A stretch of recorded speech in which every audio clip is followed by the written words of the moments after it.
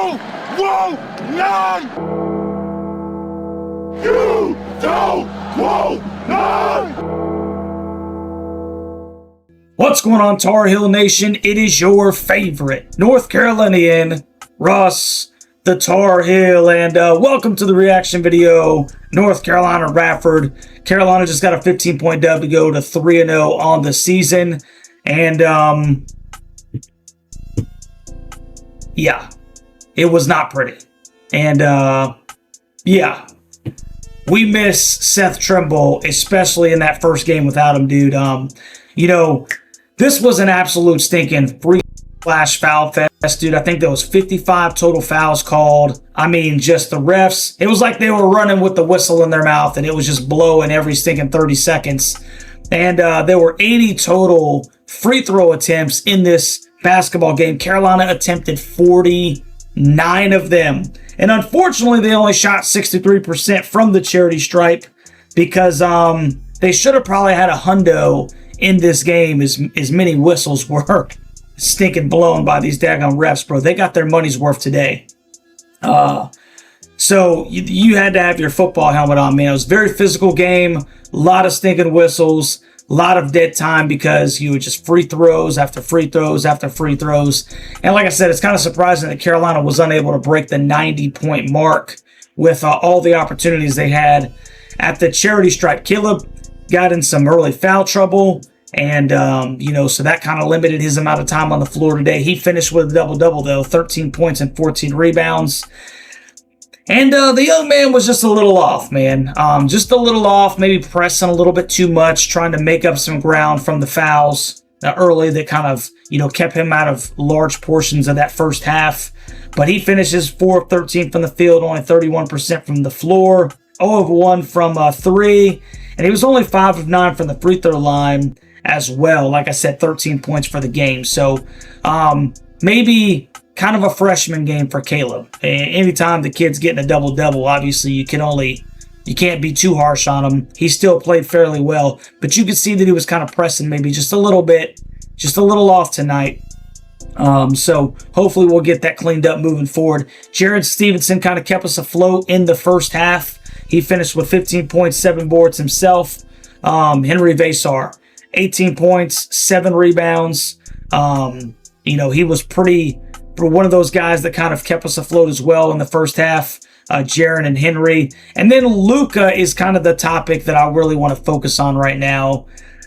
And I really want to know how you guys think that he played. 31 minutes, 19 points. He did finish as Carolina's leading scorer, but he was 7 of 18 from the field, which is under 40%. And he was also 27.3% from 3 of 11. He was hoisting it, man. I mean, he was letting that daggum thing fly, bro. He looked like, you know, without the handles, he looked like Allen Iverson out there, you know, just letting that thing go. And they were good looks. It's not like he was shooting, you know, getting bad attempts. They just weren't stinking falling, especially in that first half. I think he finished 0 of 5 from the three-point line in the first half, if I'm not mistaken.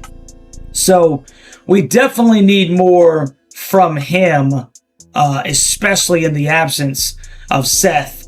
Cayenne finished with 3 points, 5 assists to 2 turnovers. Looked a little timid to me, man. I really wanted him to kind of look for his shot a little bit more. I thought he had some attempts in the paint where he decided to turn around and flick it back out to the exterior and see if somebody could be open for a 3 when it could have been just like an easy layup for him.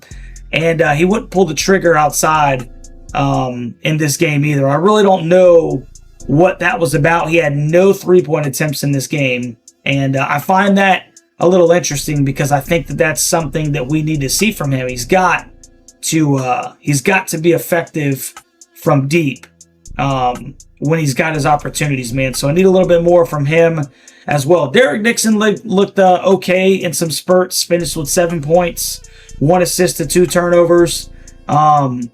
You know, had a couple of the 1 assist that he had was a really good find on the break. And then Jonathan Powell had 8 points himself in about 22 minutes of play. So I feel like Carolina was able to kind of find those points. Obviously, like I said, Luca finishing with 19 is good. and him getting the open looks that he was getting, I feel good with him shooting the ball as often as he is, because you got to think that eventually they're just going to fall at a higher clip. It's the defense that really bothered me, and we kind of saw that a little bit later in the game from this guard-heavy Radford team. Dennis Parker finished with 23 points. Dale Jones finished with 22 points.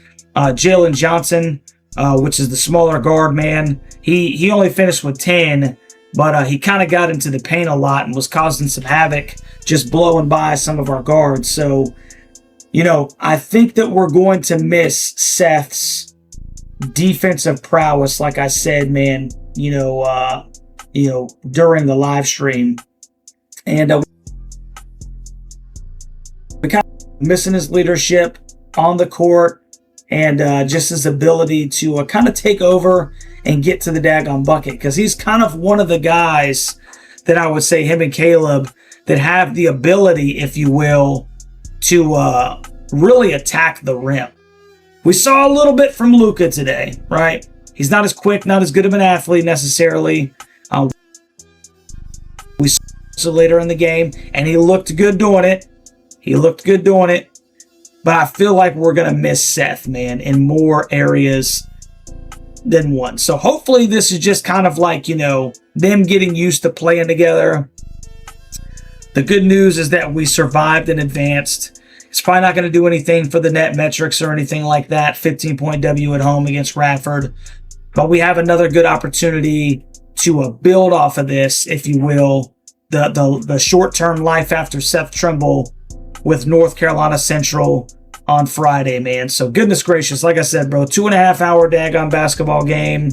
It was kind of rough to watch in certain instances because the refs really took over this thing.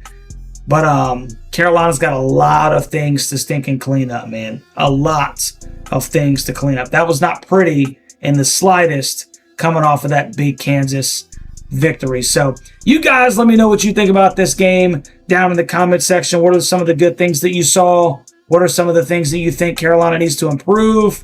And do you think we're in any kind of trouble?